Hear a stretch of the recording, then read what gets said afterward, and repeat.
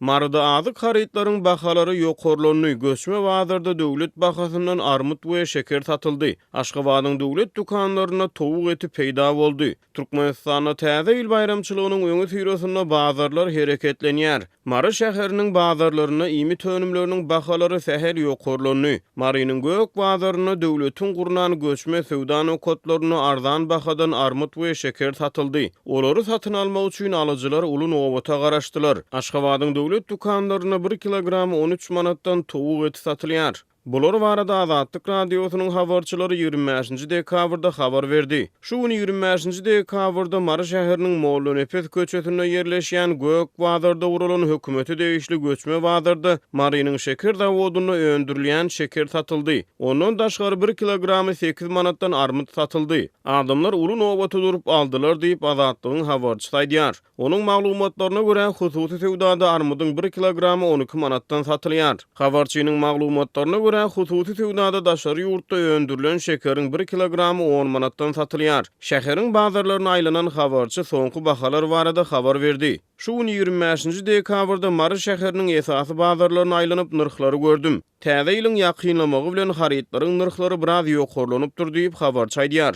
Onuň maglumatlaryna görä bazarlarda Türkmenistanda öndürilen käbir azyk önümleriniň kilogramynyň bahalary şeýle: sygyr eti 30 manat, towuk budy 17 manat, alma 11-12 manat, mandarin 11 manat, banan 19 manat, süýjüler 20-60 manat aralygyny, bürünç 10-18 manat aralygyny, şeýle-de gaplanan gaplarda satylýan nohut we mekke jewüniň 250 gramlyk gapyrjagy 20 manat, mayoneziň 1 litri 30 manat, daşary ýurtlarda öndürilen süýjüleriň 1 kilogramynyň bahasy 100-200 manat aralygyny, aleyna ösümlik ýagynyň 1 litri 24 manat. 25-nji dekabrda Azatlygyň Aşgabatdaky habarçysy paýtagtyň döwlet dukanlaryna doň towuk etiniň satylýanyny habar berdi. Döwlet dukanlaryna doňdurulan towuk satylýar. 1 kilogram 13 manat. Towuk etini, towuk budyny alyjylar uly höwes bilen satyn alýarlar. Et we balyk öräni gymmat diýip habarçy aýtdy. Onuň maglumatlaryna görä Aşgabatda hususy sowdada ak amur balygynyň 1 kilogramy 45 manat, sygyr etiniň 1 kilogramy 30 manat. Türkmenistanyň hökümeti ýurtda dowam edýän ykdysady kynçylyklary açaçan boyun almaýar.